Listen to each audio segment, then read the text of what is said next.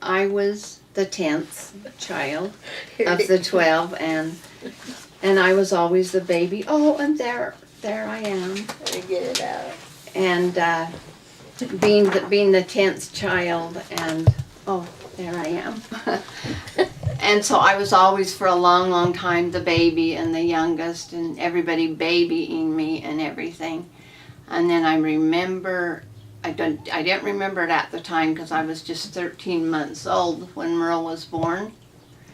But they brought Merle home from the hospital, and by the time I was old enough to know that that little boy was my baby brother, and I was maybe 2 by now, I knew I had a little baby brother. And it just meant so much to me. Somebody was finally younger than me. And also I felt like he was my responsibility. And during school and everything from then on, Merle was my responsibility.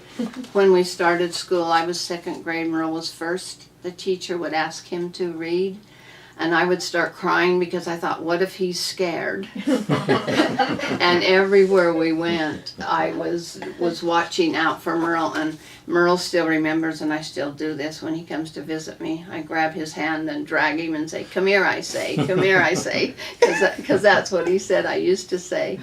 But to this day, Merle just had an accident where he landed in the Columbia River and could have drowned, and so I wrote him an email and told him. Everybody else was laughing about it, and I wrote and said, I don't think it's funny at all, Merle. He had on about 9 layers of clothing. She still He had about 9 layers of clothing on because it was still cold there in the Dalles, Oregon.